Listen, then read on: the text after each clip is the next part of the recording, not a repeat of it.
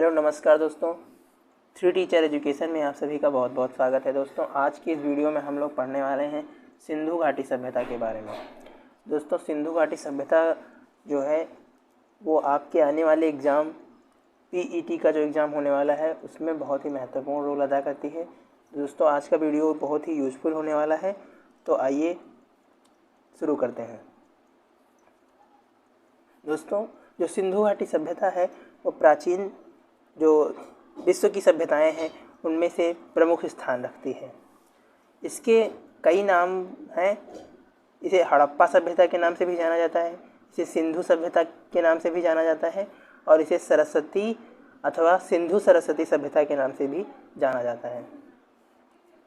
दोस्तों यह जो सभ्यता है यह कब से कब तक रही थी, अगर इसका टाइम पता करने की कोशिश की जाए तो दोस्तों एक विज्ञान के अंदर एक विधि है, एक प्रक्रिया है जिसे कार्बन 14 या कार्बन 14 विधि कहते हैं, जिसके अनुसार कार्बन डेटिंग निकाली जाती है किसी भी वस्तु की या किसी भी पुरातात्विक स्थल की जब खुदाई होती है तो उसमें जो प्राप्त वस्तुएं होती हैं उनसे उनके कार्बन डेटिंग निकाली जाती है दोस्तों।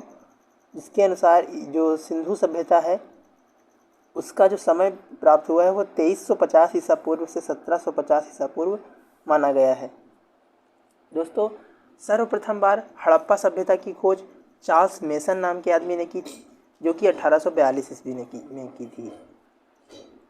और अगर इसकी आधिकारिक खोज के बारे में बात की जाए तो आधिकारिक खोज जो है इसकी वो दयाराम साहनी के द्वारा की गई थी, जो कि 1921 ईस्वी में की गई थी।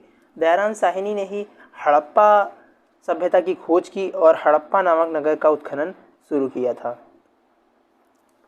दोस्तों हड़प्पा जो नगर है इसी के समकालीन, इसी के बराबर मान्यता रखने वाला एक अगला नगर मोहनजोदड़ो, इसका उत्खनन राखाल दास बनर्जी के द्वारा करा गया था।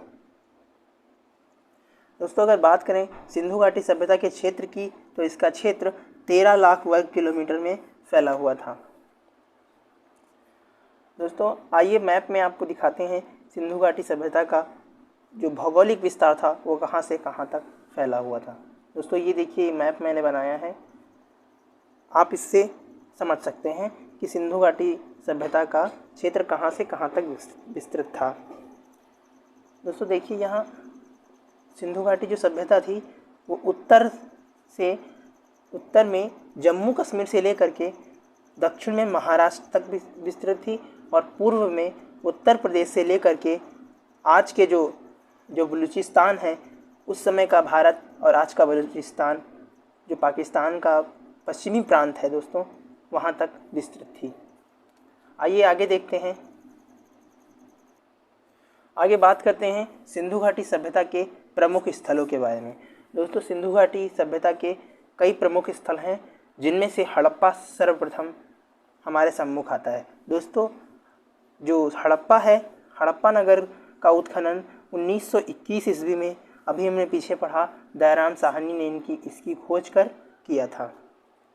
और दोस्तों यह जो नगर है ये रावी नदी के तट पर बसा हुआ था और वर्तमान में यह पाकिस्तान के पश्चिमी पंजाब का जो साहिवाल ज़िला है उसके अंतर्गत आता है।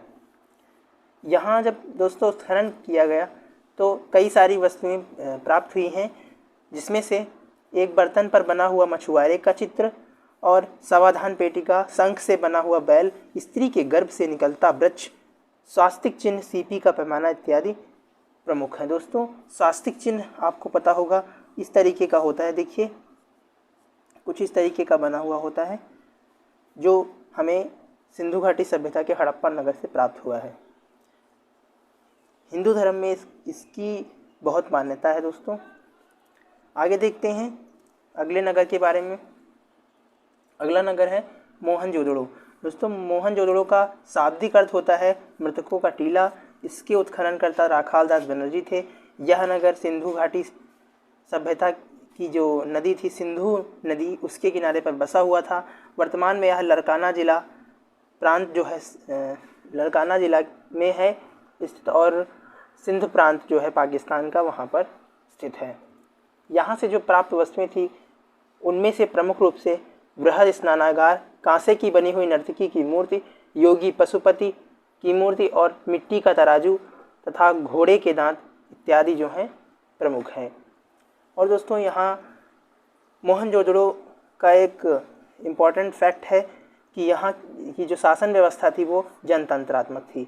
तो परीक्षा में पूछ सकता है आपसे कि सिंधु घाटी सभ्यता का एकमात्र स्थान ऐसा कौन सा था जहाँ की शासन व्यवस्था जनतंत्रात्मक थी। तो आपका आंसर होना चाहिए मोहनजोदड़ो। दोस्तों अगला नगर है चहुंदड़ो।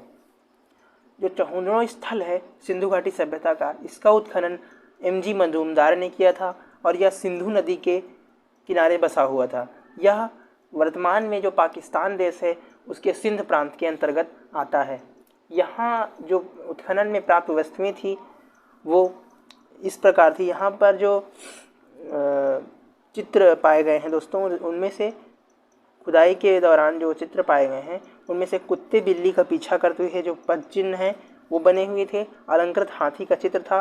कंघाल, लिपस्टिक, 4 पहिए वाली गाड़ी इत्यादि के साथ यहाँ पर प्राप्त हुए हैं। और दोस्तों यह स्थान जो था यह मनके बनाने का प्रमुख केंद्र था। यहाँ पर बहुत भारी मात्रा में मनके बनाए जाते थे और मुद्रा निर्माण भी किया जाता था। आगे देखते हैं। अगला जो स्थल है वो लोथल है। दोस्तों लोथल का उत्खनन SR राव के द्वारा किया गया था और यह भोगवा नदी के तट पर बसा हुआ था। वर्तमान में यह गुजरात के अहमदाबाद में पड़ता है। यहाँ जब उत्खनन किया गया तो यहाँ से धान व बाजरे के साक्ष्य, फारस की मोहरें, धान की भूसी, तांबे के कुत्ते की मूर्ति और दिशा मापक यंत्र, युगल समाधियाँ तथा अग्निवेदी के साक्ष्य प्राप्त हुए हैं। दोस्तों जो लोथल है वो पश्चिमी एशिया से व्यापार का प्रमुख केंद्र था। ये दोस्तों लोथल जो है वो एक बंदरगाह था और यहाँ से समुद्री मार्ग से व्यापार होता था पश्चिमी एशिया से और अन्य विदेशी देशों से। ठीक है दोस्तों, आगे चलते हैं। दोस्तों अगला स्थल है कालीबंगा।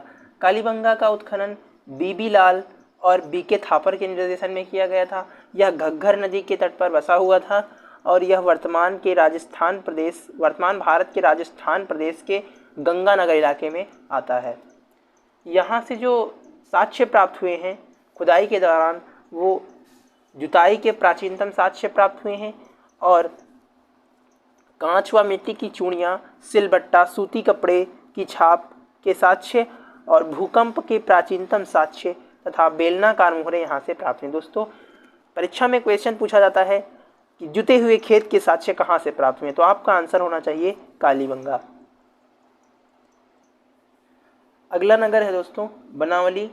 बनावली जो है वो सिंधु घाटी सभ्यता का एक प्रमुख स्थल था और इसका उत्खनन RS बिष्ट के निर्देशन में किया गया था। यह सरस्वती और रंगोई नदी के किनारे बसा हुआ था। वर्तमान में यह हरियाणा और के हिसार नामक जगह पर स्थित है। दोस्तों यहाँ से जो प्राप्त वस्तुएं थी वो हल के आकार के मिट्टी के खिलौने, सेल खड़ी की मोहरें, तिल एवं सरसों का ढेर इत्यादि प्राप्त हुआ है। दोस्तों सिंधु घाटी का अगला महत्वपूर्ण स्थल सुरकोटता है। इसका उत्खनन जगपति जोशी के निर्देशन में किया गया था। वर्तमान में यह गुजरात के कच्छ में स्थित है और यहाँ से जो प्राप्त की हुई वस्तुएं हैं उनमें घोड़े की अस्थियाँ और विशेष प्रकार के कब्रगाह यहाँ से प्राप्त हुए हैं दोस्तों, जो कि प्रमुख हैं। अन्य महत्वपूर्ण स्थलों की बात करें तो उनमें प्रमुख रूप से धौलावीरा, आलमगीरपुर, सुतकांगेडोर, राखीगढ़ी, रंगपुर और रोपड़ इत्यादि आते हैं। तो दोस्तों ये थे कुछ सिंधु घाटी सभ्यता के महत्वपूर्ण स्थल। आइए सिंधु घाटी सभ्यता से संबंधित कुछ महत्वपूर्ण तथ्यों के बारे में जानकारी इकट्ठा करते हैं और समझने का प्रयास करते हैं। दोस्तों सिंधु घाटी सभ्यता से संबंधित महत्वपूर्ण तथ्य इस प्रकार हैं। यहाँ की जो अर्थव्यवस्था थी उसका मूल आधार कृषि था। दोस्तों परीक्षा में पूछ सकता है आपसे कि सिंधु घाटी सभ्यता की अर्थव्यवस्था का मूल आधार क्या था और ऑप्शन में कई सारी चीज़ें मिला करके कृषि को दे देगा, तो आपको आंसर होना चाहिए कृषि। दोस्तों ये जो मैंने फैक्ट लिखे हैं ये आपको याद होने चाहिए और इन्हीं से क्वेश्चन परीक्षा में बनते हैं। दोस्तों यहाँ से जो मोहरें प्राप्त हुई हैं वे सर्वाधिक सेल घड़ी की बनी हुई थी और सिंधु घाटी सभ्यता के लोग तलवार से परिचित नहीं थे और यहाँ का जो समाज था वो मात्र सत्तात्मक समाज था, यानी कि स्त्री का यहाँ पर सम्मान अधिक था और स्त्री के ही निर्देशन में समाज का नेतृत्व होता था और उसका काम चलता था। दोस्तों यहाँ पर जो पूजा की जाती थी वो भगवान शिव और पीपल वृक्ष की तथा मातृ देवी की पूजा की जाती थी। दोस्तों सिंधु घाटी सभ्यता अपने आप में एक बहुत ही उत्कृष्ट और संपन्न सभ्यता थी। दोस्तों बात करें सिंधु घाटी सभ्यता के अन्य महत्वपूर्ण तथ्यों के बारे में तो ये लोग मिठास के लिए शहद का प्रयोग करते थे।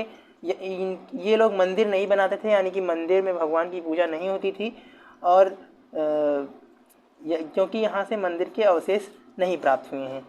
और ये लोग सूती वस्त्र और ऊनी वस्त्रों का प्रयोग करते थे। पशु बलि समाज में प्रचलित थी, पर्दा प्रथा भी प्रचलित थी तथा वेश्यावृत्ति के भी प्रचलित होने के भी साक्ष्य प्राप्त हुए हैं। और ये लोग पुनर्जन्म में विश्वास रखते थे। यहाँ की जो लिपि मिली दोस्तों वो चित्रात्मक लिपि है। ये लोग इनके जो लिखने का तरीका था, जो हम लोग जैसे वर्णमाला का इस्तेमाल करते हैं लिखने में, लेकिन ये लोग वर्णमाला के स्थान पर कई प्रकार के चित्रों का प्रयोग करते थे और उनसे अपने भावों को प्रकट करते थे। और दोस्तों यह जो लिपि है वो दाएं से बाएं लिखी जाती थी। यह एक इम्पॉर्टेंट फैक्ट है, आपको याद रखना चाहिए कि सिंधु घाटी की सभ्यता की जो लिपि थी उसे चित्रात्मक लिपि कहते थे और वह दाएं से बाएं लिखी जाती थी।